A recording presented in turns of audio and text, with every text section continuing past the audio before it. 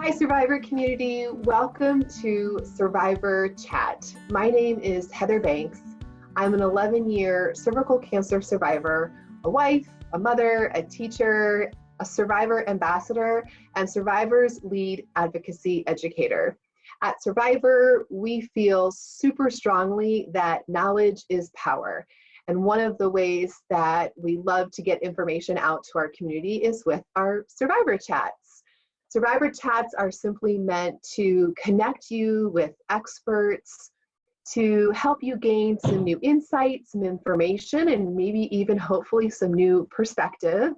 And to also, if you're an advocate, to add to your advocacy information that we feel is always helpful for you to do the best advocacy work that you possibly can. So today our topic centers around what I like to call social emotional health and well-being, which is such an important piece for women in general, but also for cancer survivors. And then right now, when we're recording this, it's in a pretty sensitive time with COVID-19. And so we'll speak a little bit about that too. I'm super excited to introduce to you our guest today, who we love to call and many know as Dr. Ramani. She is a clinical psychologist. She has been to 2 of our survivor schools before, and we are just super, super excited for her to speak to not only the social emotional health that she works with in her field, but also to cancer patients and survivors during this time with COVID-19 as well. So welcome, Dr. Ramani. Thank you so much, Heather, and thank you to the whole community for welcoming me and listening to all of this. I appreciate it. Why don't we start by you just giving a little bit of an introduction of yourself, some background, and what you do and how it either directly or even indirectly connects to cancer survivors and patients. I'm a professor. I am a clinical psychologist, so I have a private practice where I see clients. And I was also trained as what's called a clinical health psychologist. And what that means is that we look at that nexus of physical health and mental health, or even physical illness and mental health.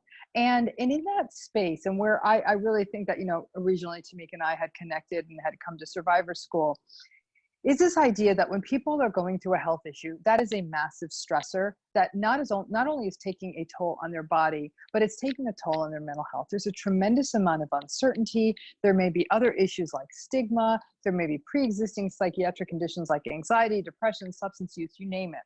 And a lot of those things often get under-addressed when a person is in the midst of dealing with a medical illness. Many times the teams are about, we've got to give you chemo, we've got to get you treated, we've got to do this and do that.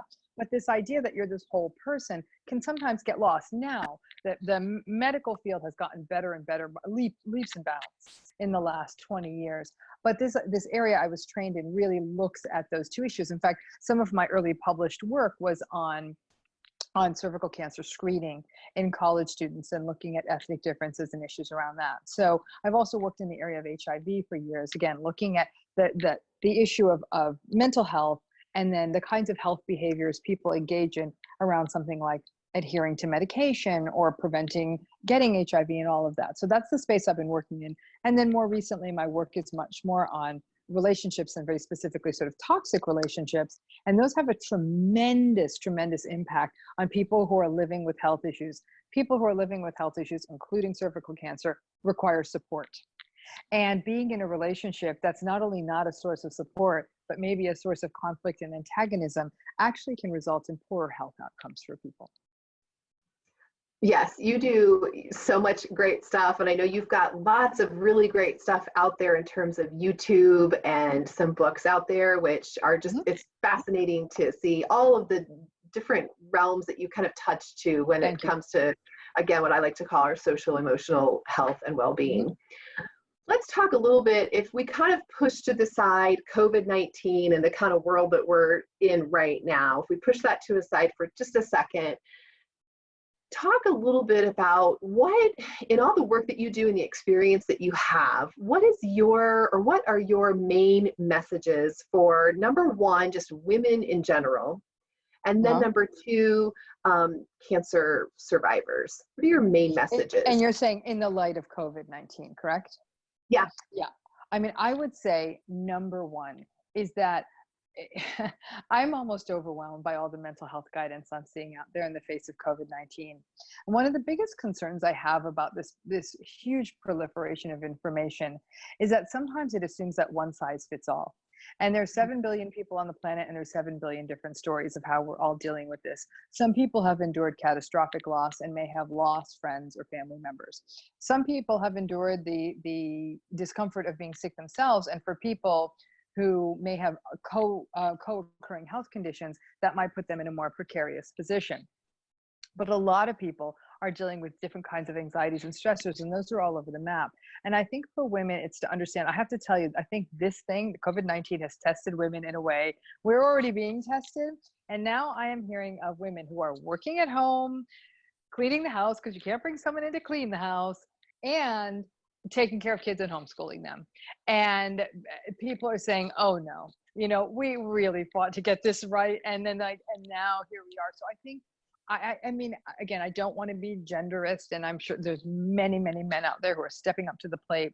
But I do think at a population level, the burden of this, of managing all the day-to-day stuff, is very much falling on the shoulders of women, who may also have to be managing all the mental bandwidth around our elderly parents and grandparents and all these other people. Okay, the sort of sandwich generation issue.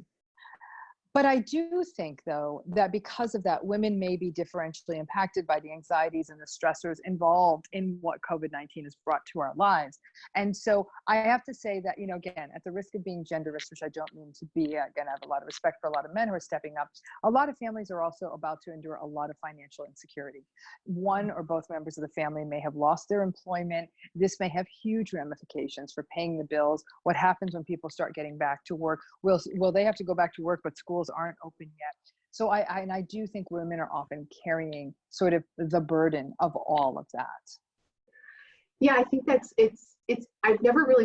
haven't thought of that yet, which is interesting, because I think, and again, yes, no disservice to all the wonderful men out there that step up and really help out, but I think a lot of that tends to fall on us in general as women. Mm-hmm. And then now that we have all this, Right. living in this world of COVID-19 right now, it's even more so. And that can really, it really impacts, well-being and anxiety and all the other emotions that go along with all of that. It's a really important piece. I mean, absolutely. I think a lot of women are feeling, oh, sorry. Oh, no, you're fine. It reminds me of something.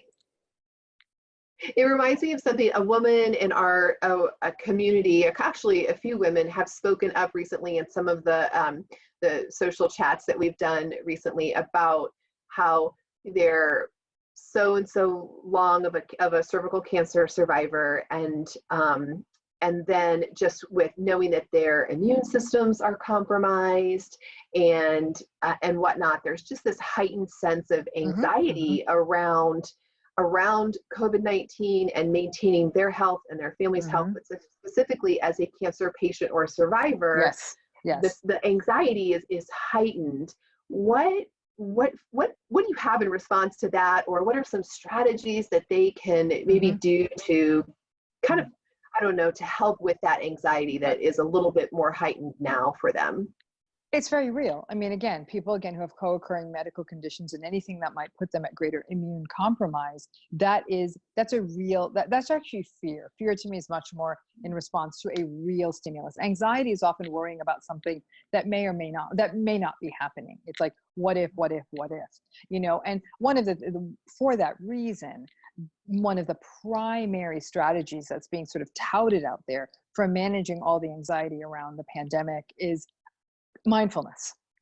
Because for those of us who may not have as much of a threat to our health, we could sit here and say, what if I get sick? What if I get someone else? And a lot of what if. And at some level, I don't think I'm sick today. And so you kind of have to live that each day as it is. And since we don't know what the future holds, we've always, all of us, had so much control of our lives, right? We had our lives scheduled to within an inch of their lives, and all of that just sort of magically went out the window. So when we manage anxiety, we want to, number one, get information to deal with the real parts of it. So that would mean speaking to oncologists or other healthcare professionals that can provide the guidance and information about risk, and be staying informed in those networks, which I'm sure you provide some of that access and information. Number two is look at the world as two circles. Inside the circle is everything you can control. Outside the circle is everything you can't control. Ignore everything outside the circle. Only focus on what's inside the circle. And that means your routine, what time you wake up in the morning, what you're going to have for lunch, how you're going to have your kids do their homework that day, what time you're going to work on the deadline, are you going to be able to take a walk? Those are the things you can control, but what you cannot control is what the government response is going to be. You cannot control when they're going to open your kids' school. You have no say over that, and fretting over it and looking at your phone and reading the news ends up forcing more anxiety. And keeping with that metric of, understanding what you can control and focusing on that, become the other techniques that happen with that, like things like routine. And what I'm telling people of the routine, because everybody's giving this guidance, but what I want to do is I want to say routine with a star. And by that, I mean, a sort of, what's amazing about this sort of pandemic thing is a lot of us got to turn off our alarm clocks and sort of wake up naturally, right? Because we're not getting kids to buses and we're not commuting. And even these, my kids go to online school now. My daughter's school doesn't start till 9:30, right? But for me as a human being, I naturally wake up between 6:30 and 7, come hell or high water. It doesn't matter. But right. I had to wake up at 5 before the pandemic, right? So now I naturally wake up. And then we need a routine, whatever that time of wake up is. What do you do when you wake up?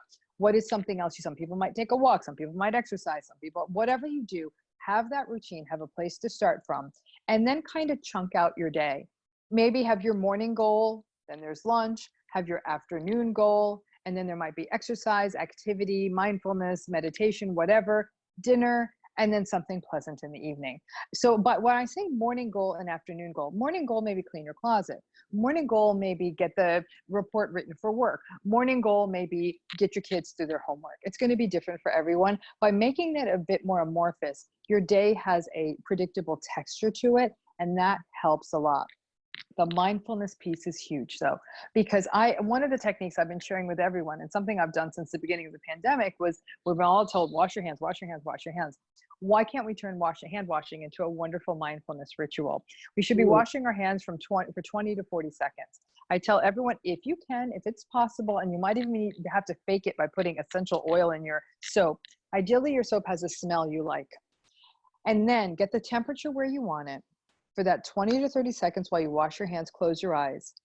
Pay attention to the smell of the soap, the feeling of the warm water, the feeling of your fingers touching each other, and just stay in that moment. And instead of feeling like you got to sit outside someplace for 20 minutes and meditate, which feels a bit onerous, you could have 10 to 20 30-second mindful moments a day each time you wash your hands. And that becomes something you could even do with your kids, like come and say, especially if you're lucky enough to have 2 sinks in 1 bathroom, let's do this together. What does it feel like to have the soap on your hands? And you could bring your kids into it. So a lot of the way life has slowed down in a bit has given us those mindful moments. And it reminds us our past looks nothing like our life does now. And the future is completely unknown. We've really only got today to work with. And the final piece I want to add to this is self-compassion. This builds off the work of someone named Dr. Kristen Neff, and she really did a magnificent job of detailing self-compassion as having 3 parts. And the first part is self-kindness. And what I'm seeing, interestingly, is going back to that point I made about routine, people are putting such unrealistic ideas about their routine. Like I was working with one mom who's like, at 9 a.m. that we need to do this, and 10 we need to do this, and 11 we need to do that one. And there's like whiteboards, and I was like, oh God, no, girl. Like we've got to pull back on this. Like, one thing done in the morning, one thing done in the afternoon. Like you're pretty good to go. Is that don't set these unrealistic expectations. People are thinking they're going to paint their houses and paint their kitchens and alphabetize their sock drawers. We are all a bit overwhelmed right now with all that's going on. And that's why we may not be as efficient as always, even though we're home. But some of that self-kindness, we are far nicer to other people than we are to ourselves. It's like, even if at a minimum, treat yourself like you do other people, that's a big piece. The second piece is what we call common humanity. Everyone's going through something. Everyone's going through something. And if we remind ourselves, everyone's got a story here, it's not meant to make ourselves feel guilty, but like we are all going through this together and you feel like a part of something. And the third piece of the model is mindfulness, which we just talked about. Those are all things people can do right now. And always remembering those circles, control what you can and forget about the rest. I love your idea of circles. Never heard that before. And to me, that just makes it manageable. And when we talk, when you're talking about that sense of like, what can you control versus what do you have no control over? And then how much mental and emotional energy are we putting into that circle of, I can't control this. So it's kind of, for me, I guess I think of it as an issue of where is my mental and emotional energy going to, which circle is it? And putting more of that and being mindful of putting more of that emotional and mental energy in, and your time really into that circle of what you can control. Anxiety is concerning yourself with the stuff outside of the circle, because there's nothing you can do about it. You do about it. I also loved your distinction between anxiety and fear, because I think a lot of times we mesh those together as one, but they really are two separate emotions that we can deal with, differently. Love it. Love it. Okay, so still kind of in this realm of COVID-19, another thing that some of our women, we have some women in our survivor community who live alone, who don't have daily, well, especially now with the quarantine in place, who don't have daily interaction with like actual human beings. And they're having a hard time with that. A couple of them have just spoken out about how they're missing just the people at work, and they're just missing human beings. What advice do you have for those who in our community who are living alone and feeling a lot more isolated than your typical person who does have other family members in the house? Absolutely. I mean, and this is what, again, that's what I'm saying. Everyone's COVID story is different. Everyone's quarantine story is different. Some people are living with 10 other people and they're saying, all I wish was I was alone. But then people who are alone are feeling incredibly isolated. And so I think that we have to remember is that we make the distinction between loneliness and being alone. You know, a lot of people confuse those two concepts. And loneliness is definitely more of a negative mood state where you feel isolated in the world. You feel like there's no one to turn to. And the best antidote to loneliness is to bring someone in. Now you guys have a community you've created, and that's a great place to start, is to find out who the people are who might, you might actually have more regular events. You might have happy hours. You know, a lot of people are having that glass of wine over Zoom or over FaceTime or whatever. I mean, some people have even said they're better in touch with people now than they were before the pandemic because they've got a little bit more time on their hands. They're not commuting and whatnot. But I would say for the people who are living alone and feeling not just feeling alone, but feeling the loneliness, part of the routine then becomes building that in. Is building in the time you literally make a date, just like you would have before. Hey, Thursday night, you want to have dinner? And you'd set a place and you'd set of this and set of that. And let's say your friend lives in another part of the country. You guys might even prepare the same meal. You're both having Italian food and you're having it together, but set it like a date. I don't see why we can't organize some parts of our lives similar. Hey, you want to get together for a drink Saturday? Sure. What time? 8. Great. See you then. And now, but the only difference is at least the drinks are free, which is good. And you're at home and you're having your drinks and, and to the degree you could even make that part of your walk. I'm amazed at how many people I see when I'm taking a walk on FaceTime with someone. So it's almost like they're taking the walk with them.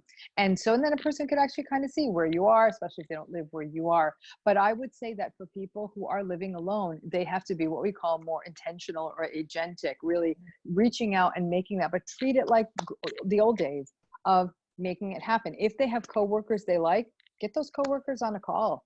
Even if you're just kind of extending the meeting by 15 minutes and making that social time. And so I do think that it requires people to, reach out beyond themselves but set plans like they used to. Netflix has a great feature where you can actually watch in complete sync with someone and comment. You can have multiple people doing it, which I think is a great thing, because if you and your friend and a few other friends decide to watch something, you get to start it in sync. It's not like you're both like trembling over the button. You can make comments, and I think there's a lot of interesting stuff. There's a, what is it called, house party, which has been reinvigorated, and people are playing silly games. And so you can play games virtually. You could literally set up a card game, I don't know, and like play your game or something. There's ways to do this, and it's about thinking out of the box. But all of that is structural. There's still that internal sense of being alone. And if a person doesn't have a sounding board, like someone right there in the house, it's not unusual to feel sad or feel alone. And what I don't want to do is say, hey, here's all these great suggestions, and now don't feel alone. If you feel alone, you feel alone, and that's okay. I think that one of the most important things at this time is that all feelings are valid. And so, you're alone and you feel very isolated. And I think for people who live alone, the routine and the structure are actually more important than for the people who live with other people, because the people who live with other people are kind of getting pulled in a million different directions anyhow. The other people bring a structure, but when you're living alone, the routine becomes really important. I'd say you should have one day to day.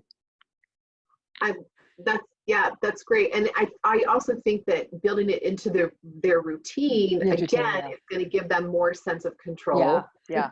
over that and over the loneliness. That's so funny you mentioned Netflix, because at Survivor we're doing things intentionally to connect with our community.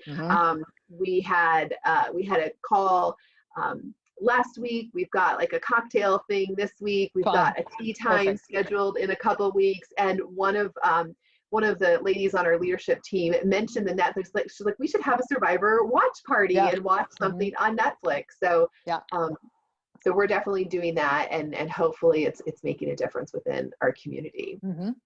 Okay, I'd love to, last thing to speak about, pushing COVID-19 aside. You have been to, as I said before, 2 of our Survivor schools, and both of those times you have been like the hit. I mean, our attendees love you. They love your session, and reading the feedback from our surveys, but also just kind of intuitively, I think the reason that you have been such a hit with our attendees at Survivor School is because they leave your 30, 40-minute session, whatever it is, with this sense of empowerment and this sense of control also, and just this sense of like, it's a motivation and a sense of empowerment is really the best way that I can describe it. And I think you have a magical way of doing it. But I'd love for you to just spend a couple minutes to kind of wrap up our time together, kind of speaking to that dynamic, to speaking to this dynamic of just an empowered woman in general, but then also this dynamic of this has happened to me, and how can I use that and as an empowering force in my story? I feel like COVID-19 has been the almighty wake-up call on one thing, and that is for people to stop, get off the treadmill we've all been living on, and search for the meaning and purpose in our lives. I am convinced that when people have that, even the most drudgerous day gets elevated to a really divine place. And that may be the person who is drudging through a job that pays the bills because for a month each year, they travel to a school they support in a different part of the world, or they do fundraising for it, or they play in a banjo band on the weekends. I don't know what each person's meaning and purpose is, and no one ever gets to judge their meaning and purpose, but find it. So many of us get focused on pay the bills, fill the retirement account, get through the days, and very rarely take the moment. Listen, it doesn't mean that you love your job, but if you can see life through that lens, then all of a sudden everything you do, like I said, it gets elevated to the divine because it all starts to make sense. And I do think that that is truly our wake-up call right now. I think for a lot of people, they are really struck by, what was I doing? You know, it's like, and now everything's gone for some people. They've worked 10 years on a business and that business isn't there, or they're having to move everything to an online space. They're saying, all of a sudden I have all this time and I wanted to write this novel, and am I going to write this novel? You ain't going to write it unless it's giving you meaning and purpose. And so I think that that's a really, really big issue to me, because I would hate to think this was all in vain. Rarely do the fates give us a moment. And as people suffer, more than anything, when people suffer and people are really going through a lot, those are exactly the moments when not only can we reach out of ourselves and be there for other people, but it should become a wake-up call for us. If any of us, one of my favorite books ever written is the book by Viktor Frankl called Man's Search for Meaning. I think everyone should read it. It's a good thing to read during quarantine. I think And my what he husband really actually read that one. it's really probably one of the most important books ever written. And in this book, he really says is that suffering is going to find all of us. And I have to say that in a cancer survivorship community, this community is probably way better equipped to deal with the trauma. And it is a collective trauma of COVID than any other group. And I'll tell you why. And in fact, you as a group of women are tougher than the rest of us, because one day you went to the doctor and the doctor told you had cancer. And the room stopped and it became silent. And you went to this place of terror and loss because young women are disproportionately experience cervical cancer. Yes. But on that day, when you got that news, you were alone. Other people weren't going through it. Your friend wasn't going through it. The guy who works at the front lobby of the hospital doesn't work it. No one else was going through it. You were. But your life changed that day for good.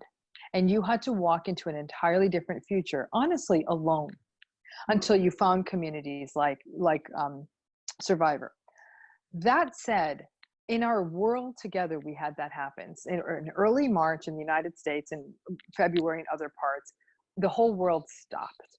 And many people lost a life in the way that they thought it was. And some people literally lost their lives. Or everything changed. And a lot of people aren't resilient in dealing with that much change. Like I said, the women in Survivor actually are, because they've been through something. So they're in a unique position to understand how quickly life can turn on a dime. And the fact is that you can take that loss and turn it into something bigger than you. This is exactly how Survivor School came about, that somebody received a diagnosis of something, and instead of letting it break them, they said, I am going to do something bigger than myself, and I am going to help this group of women. All of us are having those wake-up calls right now, and it might be small, that you might say, to heck with this, at least I'm going to do some volunteering on the weekend. It may be enormous, and you decide to trash your career and start that nonprofit, and it could be any number of things in between.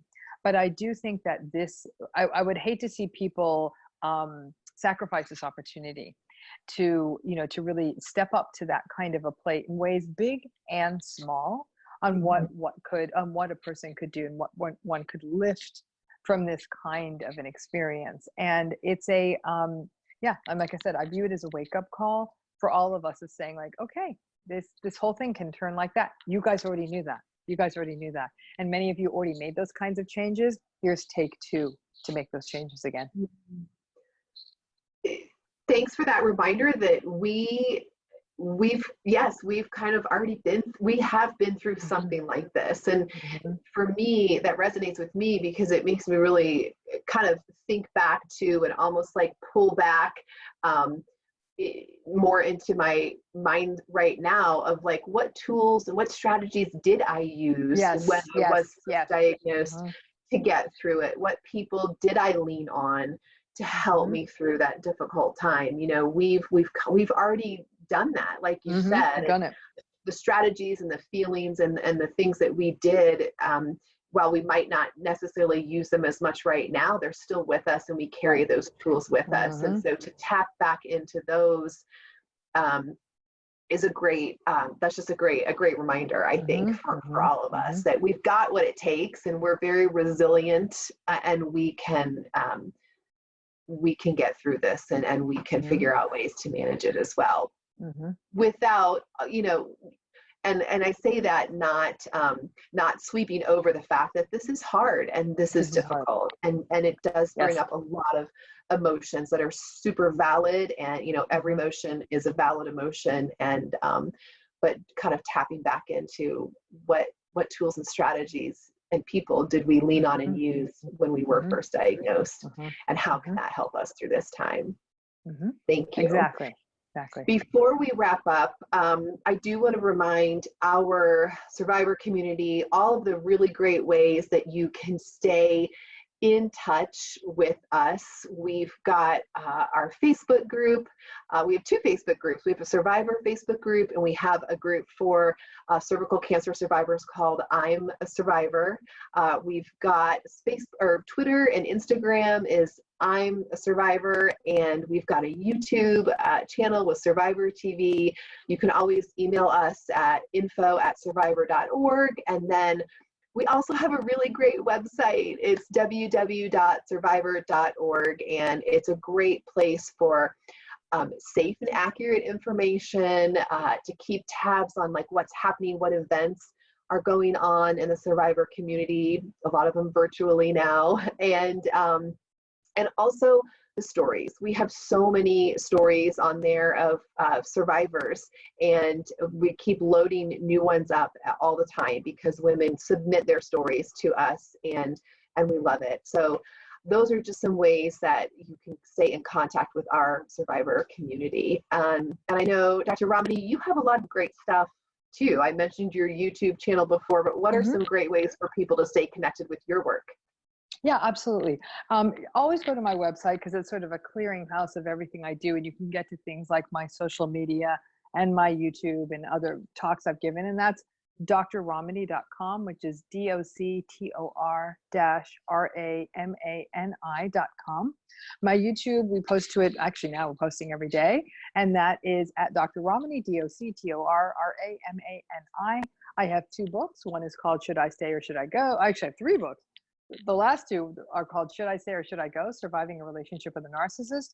The most recent book that just came out last year is called Don't You Know Who I Am? How to Stay Sane in an Era of Narcissism, Entitlement, and Instability. And my first book, which is really a book on authentic health, wellness, weight management, is called You Are Why You Eat.